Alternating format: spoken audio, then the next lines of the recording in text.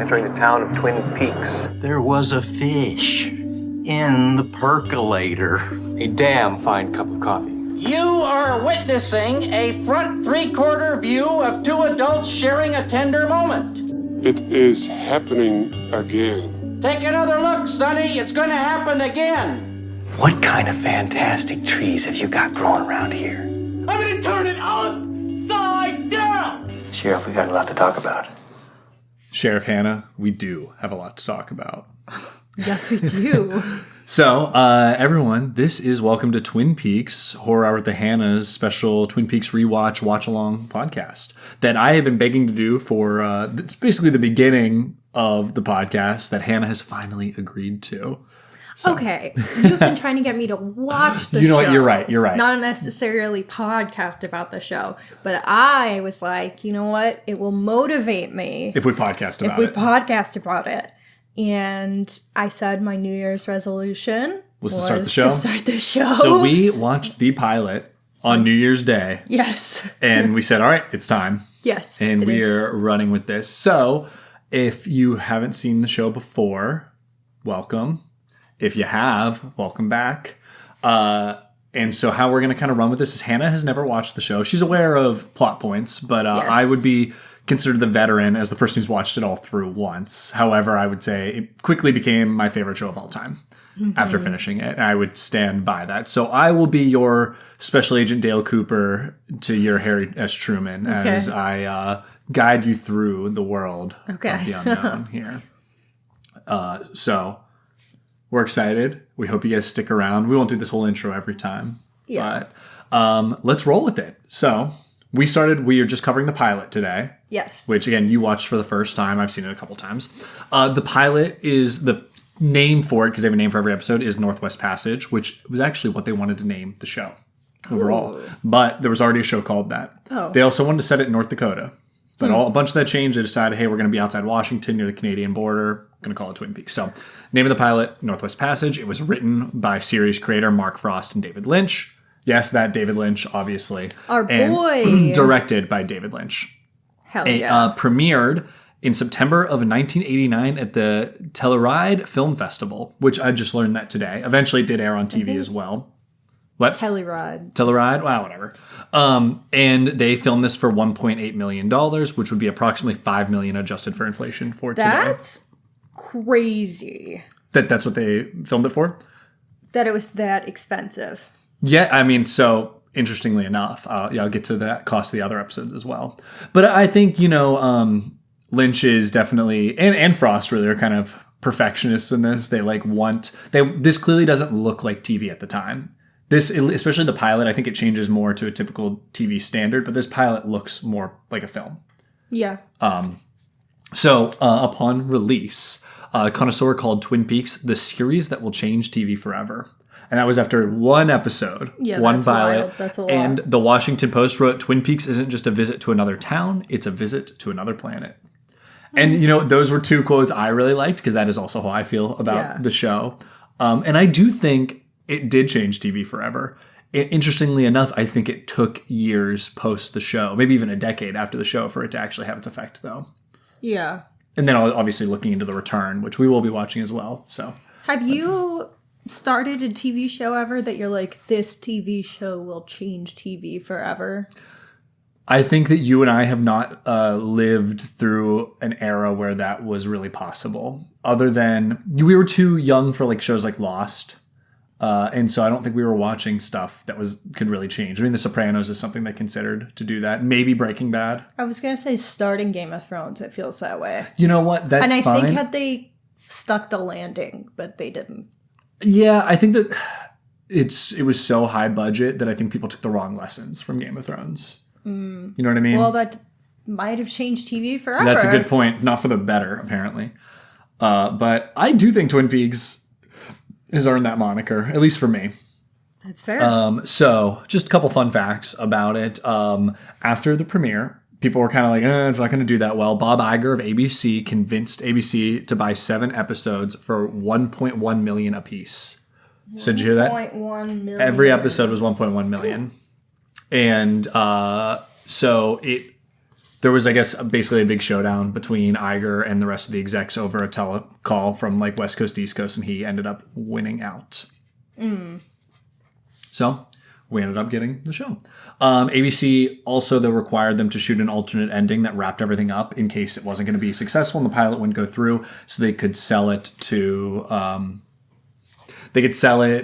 Europe, basically. So they would sell it to Europe so that they could sell it as a movie, and then the European audiences would see it. So that's the European alternate ending, if you've ever heard of that. That's dumb. Well, that's how pilots worked back in the day. Yeah, well, I don't like it. It's so they could get the show made. So this is the one condition. So there is the alternate full one out there that's just a one standalone movie, basically. Yeah, I just don't know. From what I watched. Why that would be the case. Yeah, also like who would have done it. I'm not going to... Yeah, that they did wrap up who From, killed like, Laura by the end. And it's not the... show's killer. Yes. Yeah, okay. As a spoiler. I guess not a spoiler. Don't watch the international until you've watched the whole show. But, yep. Let me just continue. Sorry. Oh, just another fun little silly fact that I saw was during the filming of the scene where Cooper is examining Laura's body, you see there's that malfunctioning fluorescent bulb over them. That was an actual malfunction. And Lynch was just like, this is interesting. It adds to that like ethereal feel of everything. Leave it. I was wondering why that was there. If it just was like an ambiance thing or what.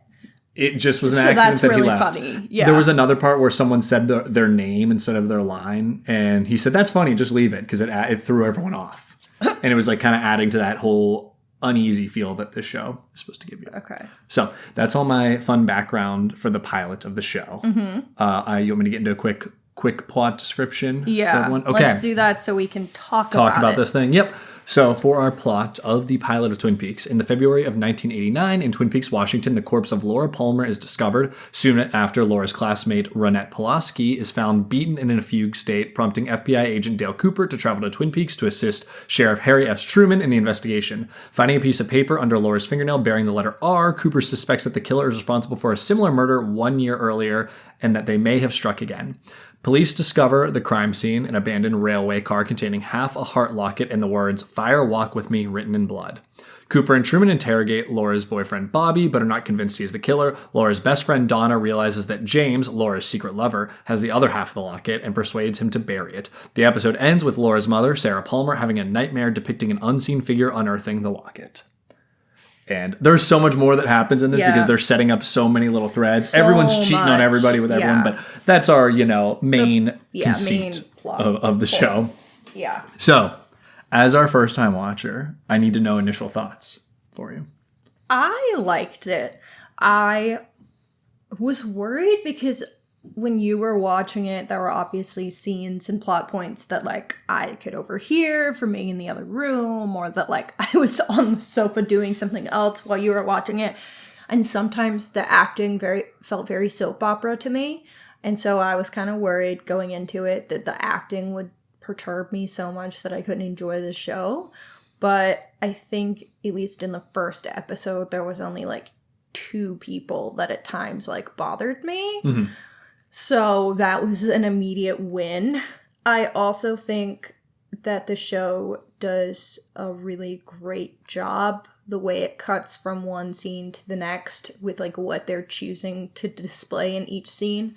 Like they cut from finding Laura's body and being like, that's Laura Palmer, to her mom in the home, like, Laura, come down for breakfast. Like, Laura, where are you? And I think those scenes being back to back is really upsetting and chilling, and I think decisions like that are very meaningful. This is a very chilling show altogether. There are cheery moments as we watch the Log Lady intro vignette, which we'll be doing for all of these. This is a funny show. This is a very deeply sad show, and you're going to get a little bit of everything. Mm-hmm. And I do think that this first pilot actually exemplifies that in a really amazing way, because we do get a little bit of everything. I also really liked the scene where where Leland, her dad, that's his name, right? Leland Palmer, is taking the call where they're, in essence, trying to tell him, like, Laura's missing and whatnot. And the police car rolls up behind him, like, and you see it through the glass. Again, that's one of those other moments that you're like, wow, shivers, that's devastating. And the second he interacts with the cop, He knows. he knows. Yeah. And that is just so heartbreaking to think about that being any parent. It's really interesting because Mom's performance in particular, when finding out about Laura's death, it's like, is this over the top acting? Am I uncomfortable because it's over the top, or am I uncomfortable because this is like how a grieving person reacts because their daughter was just murdered? That's like the weird feeling is I'm looking at it and I was like, is this bad acting, or am I just really uncomfortable watching someone like bear emotion like this way on the screen, especially in silence? Yeah. Like this obviously uses a lot of repeating music. Mm-hmm. But in this scene in particular, it is like silent of her screaming. Mm-hmm. And it's hard to watch. It was very In a tough good to way. watch. But it's very interesting you have like those moments, but like you said, there is a lot of like humor interspliced, because then we get Dale Cooper in the scene and some of the things that are happening with like when he's questioning people or interacting with other characters.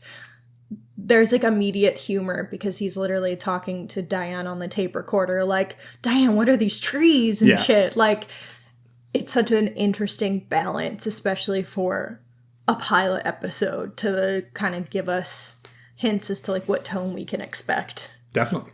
I wanted to point out, you'd said something about it sounding like a soap opera, and it's funny because like Lynch has used that word. Like this was supposed to be like a police detective soap opera. Yeah. I guess the original idea was actually that the murder of Laura Palmer was supposed to kind of fade into the background as it became more about everyone else's intertwining stories. It didn't exactly end up going that way, as we'll get to. Yeah. But we do still get all these other threads of stories that all interconnect.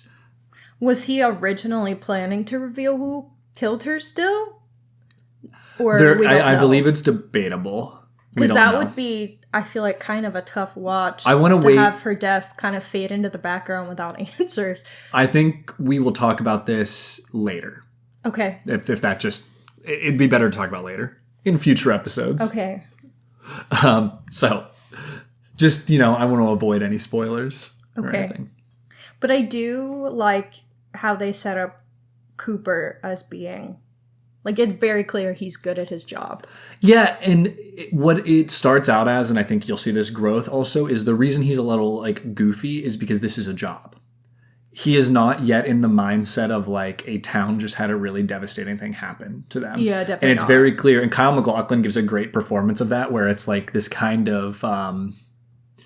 just not fully socially aware enough to, like, be appropriate, because this is a job. He needs to get up. But yes, he is very, very good, to the point of being almost supernaturally good. And that's kind of part of it. Yeah. I mean, he's also inspired plenty of other detective thrillers, and he also is inspired by detective thrillers. That's something I love about detective fiction, is it's like constantly building on itself and being inspired by other things and taking different areas. So Yeah. I really liked... I'm trying to think of the specific detective moments where I was like, oh my gosh, he's a genius. the eye. The looking at the fingers, the reflection of the bike in the eye. Yeah. Also, just he is like chatting with Bobby, and he's like, you didn't love her anyway. And then also typing in the calculator, he didn't do it. When Like, he just looks that at he Bobby has- and goes, you didn't even love her anyway, about Laura. And it's like it's like the Sherlock Holmes element of just completely reading the person and knowing. Yeah. Which is like crazy and really impressive. And that, like, you could kind of just be like, okay, like maybe he made look a good guess based off this guy. But then you also have the added details of like seeing the bike in the eye in the video. So you're like, no, that's not just like a one-off guess. Like, he knows. He can read people. He can read the clues. Like, he is good at his fucking job. Apparently so. Does ACAB include Special Agent It does, Dale Cooper? unfortunately. He's in the FBI. Again, that's something I can't talk to you about yet. Fuck. Because I do have opinions on if he's good at his job later in the show. Interesting. So, yep. But that's like literally up until the very end of the show. I think we could chat about that. So we'll wait a little bit on that. Okay. Yeah, I'm I know. This is a great show. I'm sure that'll like develop. Like It does. episode by episode would be interesting to have the conversation. In this episode, do we think ACAB includes Special Agent Dale Cooper? Well, you know, it's funny because in my opinion, though, it doesn't include Harry S. Truman. But I think I just have a soft spot for Sheriff Truman. Okay, that's interesting because I was wondering, I was like, is this guy too nice? Is this guy like too like normal? He's like, a small town cop. I was like, is it like, should I be suspicious of like how much I like him? Suspect everybody. Well, that's what I was feeling. And so when we're going to get into like our bits, which I'm sure will inspire more conversation about certain plot points, there was one where I wrote his name down and I was like, I don't know where to like, I really like him, but I'm worried that I like him the like amount him that much. I do. Yeah. Like, well, if he's a murderer, I'm going to be so sad. Let's get into our segments then. Okay. So we first have Special Agent Cooper on the case. So actually, you're in training, right? You're a Blue Task Force member or Blue Rose Task Force member in training. And I don't know what that means. Exactly. Yeah. So Special Agent Dale Cooper on the case is where me, as our first timer, will list 3 moments that I think will matter later. And then, yeah, that's it. Yeah. I'll just try not to give anything away. So, hit us with them. Okay, so my first of 3 is what the letter under her nail and the victim from the other town's nail. Teresa Banks, and like what that means and how those cases connect, which is like a very broad thing, I guess. Can I point one thing out about that I think was really interesting writing? What? Is that Cooper's like, yeah, no one came to claim Teresa Banks's body. That was so sad. Basically it just dropped completely. Yeah. But now that Laura, the homecoming queen, like the pride of Twin Peaks, like has someone been that there, people care about. now all of a sudden everything which again, it's deeply, deeply sad what happened. But it's also Laura. like that is what It's how real life looks like. Like any cases where the primary victim is, for example, a sex worker, doesn't get as much investigation. Yep. Cases where they don't have family to advocate for them, they're not going to get as much investigation if there's no clear leads. Yep. Like that is real life, and that's sad that that's real life, but I like that is incorporated into it's clear that show. They're tuned in. The other thing is that Cooper would have never gotten involved had Ronette Pulaski not been crossing state lines. They said that's true. Yeah. That's like another thing is like the FBI probably wouldn't have come in. I do like that part where Cooper's like, now listen, like you're working for me. Like when the FBI, like some people have a problem with that. And Truman's like, I'm here to help. Bro. And I was like, yeah, Truman. Good. Yeah. Like good cop. Because again, that's a thing in real life. We look at the Zodiac killers, like the Zodiac killer. Like the police refuse to cooperate with each other. And there's been so multiple many cases where, historically where things don't get solved because different counties, different states refuse to work with each other and like share evidence. Yes. Yeah, and we so see this that all is the this is time. one so far. The Twin Peaks Police Department, pretty good. Decent at their job, other than, Andy crying in every scene. That's true. Andy crying pissed me off so much.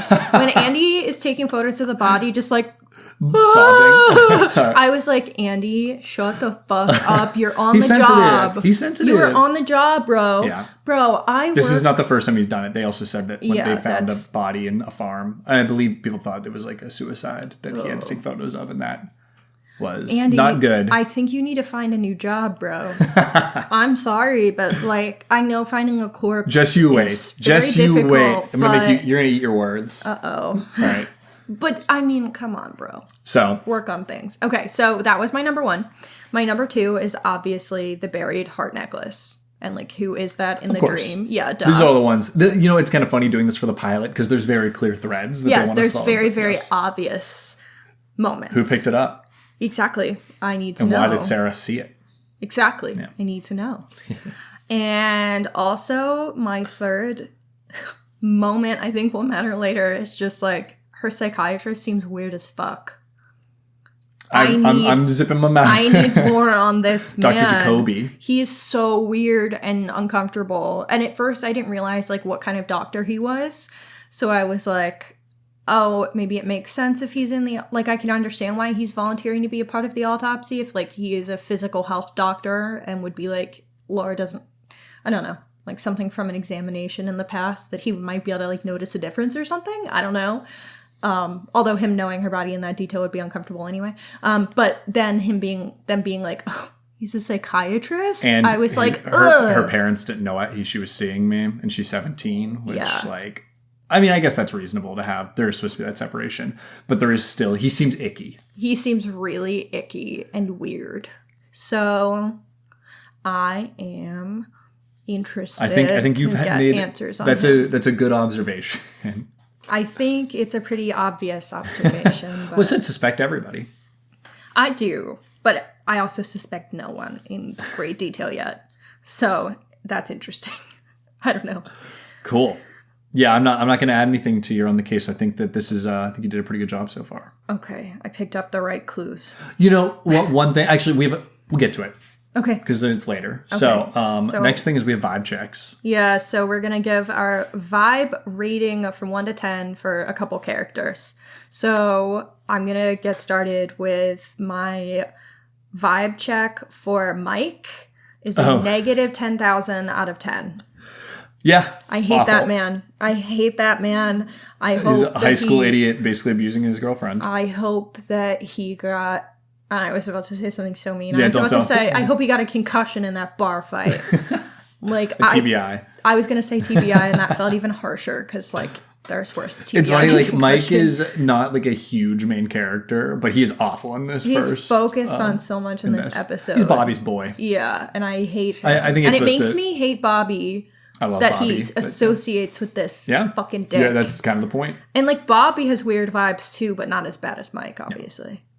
And not as bad as Leo. I think Mike and Leo definitely have the worst vibes. Leo's the abusive husband. The other. There's a lot of abuse and a lot of cheating and a lot of affairs going on in this show. Yes. And I kind of enjoyed seeing you. We'd be like, damn, everyone's fucking everyone. Yeah, like, and I was literally. like, yeah, that's like a big part. That's like the soap opera element. But it's also compelling in how I think it plays on small town tropes.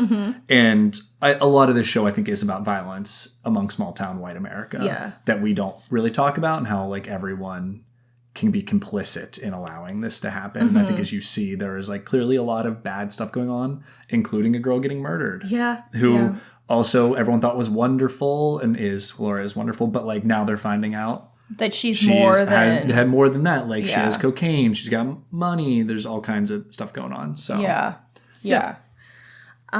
Did you have Mike as one of your vibe checks? I didn't because I think Mike, you'll see, but he's not. He kind of fades a little bit. He's around, but the next character that I had a vibe check for is Dale Cooper, and my vibe score was 11,000 out of 10. Of course, I love him.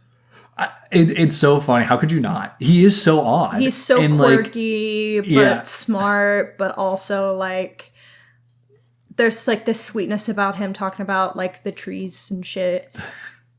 And his damn fine cup of coffee. Oh, we haven't gotten there yet, but yes. But yeah, like he's like, oh, I like stopped at this diner on the way here and had the best slice of cherry pie. Like, it is funny hearing someone talk. Everyone loves Dale Cooper. Well, yeah, I know. And the thing is like, obviously I've heard you watching this show and seeing clips here or there, or you've told me things. So I'm predisposed to like Dale. Also, like I've seen Kyle MacLachlan and he's great.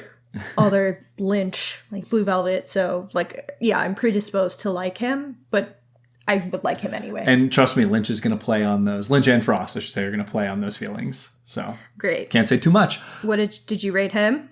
I did. I'd say gave him a 10 out of 10. 10 out of 10? I gave Truman a 10 out of 10, too. I love both of them. Okay, my next vibe check was Sheriff Harry S. Truman, and I gave him a 10 out of 10.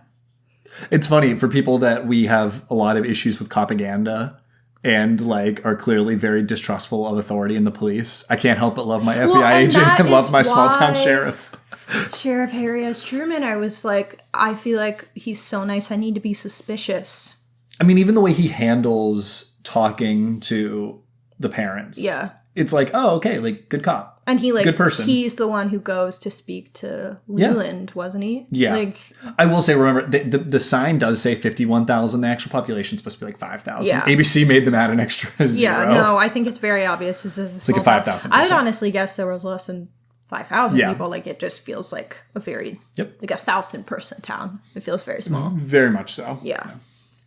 And then my last character that I had a vibe check for was Donna. I have her interesting. at a 7 out of 10. Yeah, good. That's I like her. She's sus. She's not the most suspicious person, especially like some of the other women her age or like in her rough age bracket. Like, what's her name is Audrey. Well, Audrey's like bananas. In this episode, yeah. And then like Shelley is cheating on her husband, but also in this like abusive marriage, and I don't know what to make of all of that. And then the woman working at the diner, Nora is also cheating. So like I don't. Well, feel her like, husband's in jail actually. Yeah, that one's different, I guess. But Hank. Donna is probably the young woman on this show that I like the most, but then she's also out here kissing her dead friend's boyfriend and like Secret lover, actually. yeah, okay. Secret boyfriend. And like and not also like being not, honest to the police who are investigating her friend's murder is not the best call. But I still can't help but like kind of like her. And I don't know if I'm just like biased because she's really pretty or what. They're idiot kids. She's convinced James didn't do it. And that's kind of why I'm not like giving her lower than that. Because I get it. I was also going to say, you talking about them all being pretty. This is like a well-known thing that all the women in Twin Peaks are beautiful. There was all kinds of photo shoots that were done for this show of like Donna. Yeah. Now I can't think Audrey and Shelley. That doesn't surprise me. Yeah. So yeah. I think Shelley might be one of the most beautiful people I've ever seen in my life. Mm-hmm. You are correct. Yeah, she's gorgeous. And don't forget about, I just said Nora. It's Norma. Sorry. Norma. Everyone's going to yell at me. Norma being Okay. Peggy Lipton. Okay. Yeah, so that's what I told you before. That's Rashida Jones' mom. Yes. Okay. My other vibe check, 10 out of 10. Log lady, Margaret. I love the scene where they're like... Who's the lady with the log? We call her Log Lady. Also, having the vignette of her, I love. I would have not watched them before. So I would recommend everyone who's watching it go on YouTube and watch the intros for every episode because I think it's really cool. And they were also recorded way after the show had ended, so there's like a lot of. It's interesting. Yeah. So yeah, that's like a very fun element. But yeah, Log Lady rules. Okay. Love her. She's got a log. I don't know much about Log Lady yet, so I had no vibe check for Log Lady. All right, Sheriff, who's your suspect of the week? Suspicious for murder? I don't know. Suspicious as a human being? Definitely Bobby, Mike, and Leo. Notice how I'm picking asshole abusive men. Maybe not Bobby. Bobby didn't do any abuse that we know. Bobby is aggressive, so I don't like that vibe either.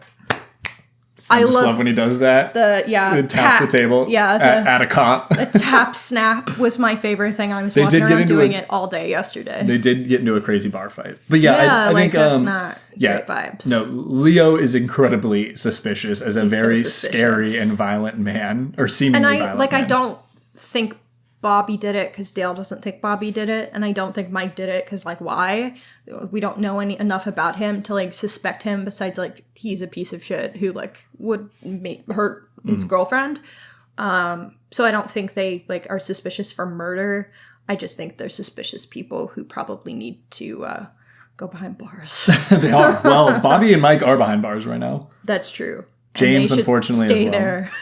James didn't have James was smart enough to go. Send Leo because holy shit, that guy's creepy. Leo's got to go to Gitmo, in my opinion. Yeah, that guy's a piece of shit. From watching just the first episode, I know obviously it's kind of tough because you know what happened. Who do you remember who you thought was the most suspicious, or just Leo? Okay, I was really suspicious of Leo at this point, just because I was like, this guy is the one that actually seems like he could do real violence. Mm-hmm. So, yeah, that would be the one that would make the most sense. Looking back, this is a silly one, but there is a video some guy made recently, maybe the past year, where he was like, let's see if I can solve the case before it's revealed. Mm-hmm. And you have any idea who he guessed it was? No clue. A really out there pick. Go with something really out there. Is it a woman or man? Man. Yeah. It's a cop.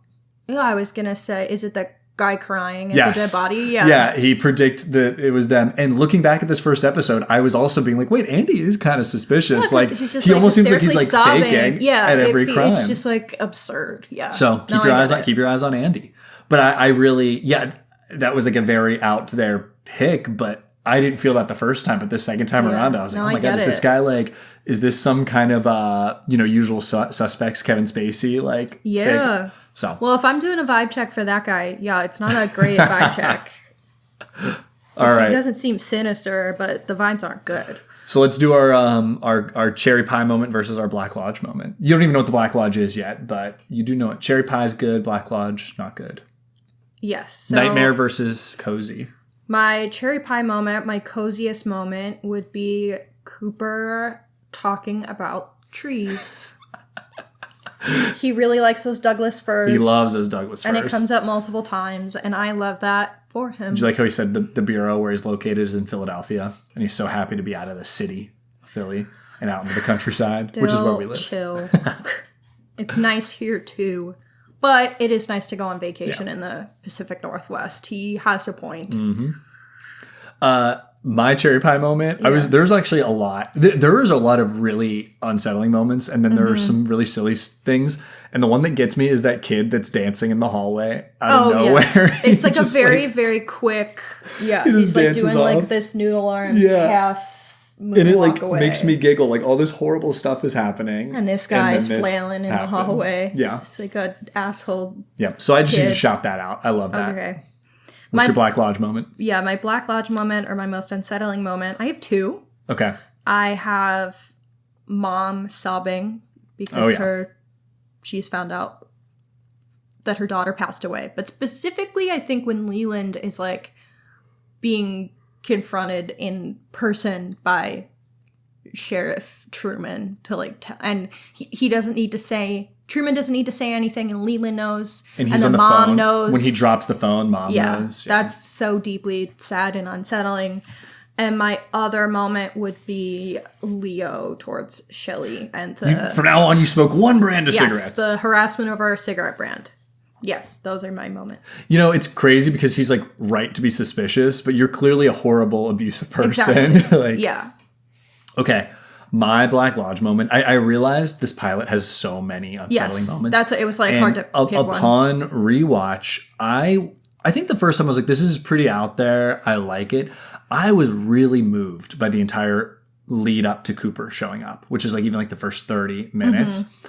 More than usual, like I found myself like kind of choked up during everyone's reaction to finding out that this like 17-year-old child was found wrapped in plastic dead on the beach. Like of Pete out there, Jack Nance, finding her. And I think the moment when Donna realizes and she peeks over and sees that Laura's not there, the police are there, and just starts sobbing. That is and they're playing the Angelo score, the Laura Palmer theme, which is the most beautiful piece of music ever written.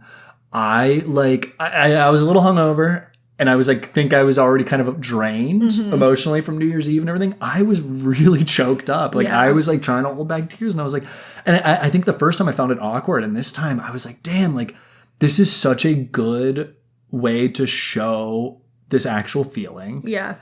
And like really cut deep. I mean, obviously the parents reacting too. I mean, man. But either way, Donna and James looking at each other and being like, "Oh my God, did our best friend just die?" And like other kids might not know her, so they're like freaked out, but not the same. And the principal gets on there and he's choked up. Yeah. Like, well, also I'm getting like the emotional cop thinking comes about in to like ask a question, and the teacher is clearly so like affected by what she's just heard. And I'm really excited to see how you see the rest and how this builds and how the town reacts, and how I do think there's a lot of complicity throughout. But yeah, so that's like just something I really felt. And one more thing, every time they shoot that shot, and this is, you'll see later, of the fan looking up at the stairwell, and when mom says like, I can tell that's not her walking around up there, I was so like, but like he keeps coming back to that shot, and will continue through the entire series of coming back to that kind of shot. And it is funny, like I have visceral reactions to the show now, that just seeing Laura Palmer's like homecoming queen photo like makes me feel like horrifically sad. Yeah. So which I hope you will someday too. Yep. So those are mine. Okay. All right, now we got another one. Who are you going to trust with your coffee at this point in the show? The characters that I trust the most at this point in the show would be Dale Cooper and Sheriff Truman. I find it interesting you trust Dale, because I think I would too, but also like he's this outsider, you know? He's coming out, he's with the FBI. Sometimes that's what you need. That's what you need. An outside perspective. I trust, I want to say I trust Truman. I also trust Big Ed. Who the fuck was Big Ed? The gas station attendant married to the woman with the eye patch. I also got good vibes from him, but then he was cheating on his wife. And his wife does seem like there's a lot going on there. There is a lot going on there. So I'm like, okay, I understand why you're not happy with your wife, but being a cheater is tough. Yeah. So that took the vibes score down there too. I think I trust Sheriff Harry S. Truman right now. Yeah. With my life, to be honest. I want to It's give him funny a how hug. well. Yeah. I want him to give me a Hey, hug. he's dating the most beautiful woman in the state, as Cooper said. Yeah, dude. Yeah, Josie Packard, who we haven't She even was talked very about pretty. yet. Yep. Well, because her storyline doesn't seem significant to the solving Yet. of the murder right now. So it's like, I don't Those trees, Hannah. The wasn't trees thinking matter. about it. Okay. Well, I think we're down to our last little segment here, which is Notes for Diane. So these are questions that I am carrying forward. Yep. And so I'll give you my questions, and after you can tell me which one you think I should pay most attention to. I'll be your Diane. You're leaving this note for Diane right now. So Yeah, but you're gonna I tell know. me which one you think is the most important of Yep. my questions. I got it. But not why. okay. Okay. When did Bobby... mine are in chronological order, I think. I tried to put them in chronological order. Not in order of, significance. My first question, when did Bobby start cheating on Laura? How much did she know? And did she care? That's more something I'm, psychologically interested in. Okay. And along with that, why is Bobby such a crazy shithead? He was literally his girlfriend died and he's drunk dancing on a car. I was like, Bobby, sit the fuck down. I don't know. Everyone grieves in their own ways. Bobby, sit down. I do think he's grieving. I will He's say. just doing it in such an interesting way. My next question, how long was Laura seeing James? Okay. My next, does the specific letter, I believe an R, under Laura's nail have significance? Similarly, the other girl having a T under her nail, does the letter itself have significance? Will the other girl who is alive remember anything helpful? They do say that she literally might have brain damage. Yeah, I know. Which is also really sad. It's so sad. That's a great shot. Sorry, I'm all over here. Her walking across the That was railroad a good is shot, yeah. oh my, especially to bring that in that early in the show, in the pilot, Yeah. is so cool. Lynch is good. I keep saying Lynch. I got to give Frost a lot of credit Yeah. too. Great writers. My last question, what specifically motivated Laura to start saving up money in the safety deposit box, and who was she buying Coke from? I'm confident we will get answers to almost every question that I have posed. So what's my answer here? I have to tell you which one you should hold on to Which the most. question you think I should keep on the forefront? The cocaine. Okay. That feels, I feel like follow that thread. Okay. You Interesting. asked a lot of good. I was going to say one previous to that, and then you went with that, and I said, you know what? Let's keep our eyes on that one. Okay. What was the other one that you were... The letters. Yeah, obviously. But I think that's a ways away. So Okay. Interesting. Yeah, I would assume... I was going to get- ask if you thought the letters meant anything, or if you had any theories on it. Not yet. No, Did you have theories this early absolutely in the letters? not. Okay, just other than checking. that it was a serial killer, I was like, bruh. because it's like You okay, think there's I got something there's from an R and a T? There's a modus operandi. Well, yeah. But there's only two, which doesn't make it a two. serial killer yet. True. Although they tried to have a third, which would make it a serial killer if the third girl died. Correct. Yeah. Yep. So, by definition, not a serial killer unless we find more bodies. I have a question. Why is Renette alive? I know, yes. I agree. We obviously know nothing about what happened to her, which is kind of why I Then posed the question. She was raped multiple times. They said Yeah, that, and which beaten is- badly. Really horrifying. And And I then thought I it's knew something about later in the show, and now I'm like, that doesn't connect with what I thought I knew. Like, it doesn't make sense to me. Well- with something else I I know later, which I'm not going to spoil. So Okay.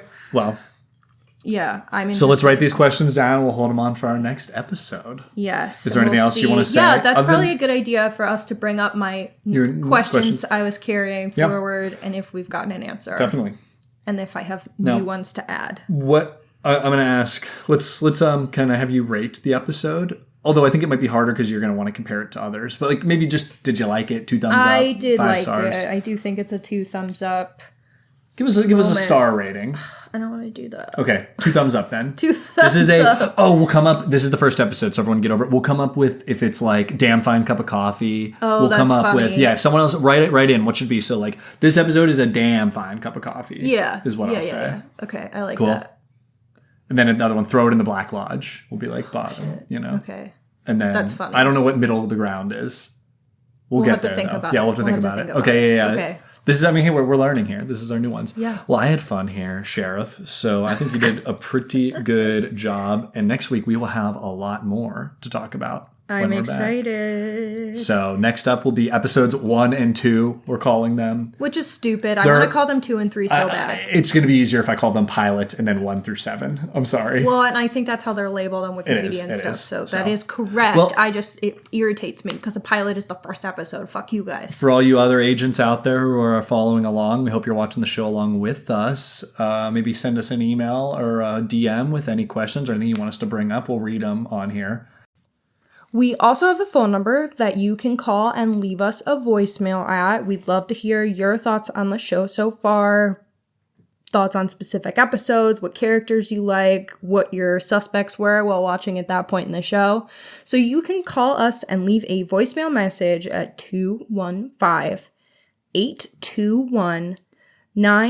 215-821-9584. And that phone number is going to be listed on our socials and in the episode description. So now we actually have our first voicemail call in for our segment that we are dubbing Messages from the Log. So here it is. Diane, this is Marilee from Fear Coded Podcast, calling about the pilot episode of Twin Peaks. Damn fine pilot episode, Diane. This show instantly drew me in with its fully realized and deeply strange characters, plus the dreamlike Lynchian tone. I think the music particularly is singular, and that is what makes Twin Peaks so vivid in the imagination of the viewer. I didn't suspect anyone at the murder at this point, but there is just simply too many questions and not enough answers in order to have any kind of meaningful solve, to me anyway, at this point. But I will say that Dr. Lawrence Jacoby wrote the way that he rubbed under the hula skirt on his tie when he was talking about Laura with the sheriff and with Agent Dale Cooper, that always, to me, showed that he was bad news no matter what else was true later. Now, if you excuse me, Diane, I have to go examine all the donuts on the conference table. I hope that you have an excellent first episode and enjoy the pilot as well. Thank you very much for calling in. And I wanted to say I love that thought about the hula skirt. It's something that I actually did not notice watching the first time or even the second time. And I think it's great. It's been pointed out. I've now seen it on social media as well. And just a precursor to how disgusting Dr. Jacoby is. Yeah, I was going to say I just completely agreed with every single point brought up. I feel like you so concisely pointed out all of my favorite parts of the pilot episode. And I completely agree about Dr. Jacoby. I was immediately suspicious of that guy. Him and his weird Hawaiian shirts and different colored glasses have got to go. Well, thank you very much for calling in, as I said before. And if anyone else wants their voicemail played or one of their emails read, please make sure to call in. Hannah, give them the number one more time. At 215-821-9584. Again, that number will also be in the episode description for you. And if we ask a question on Instagram and you respond, it might get read as well. So whatever you want to do to interact. But thank you very much.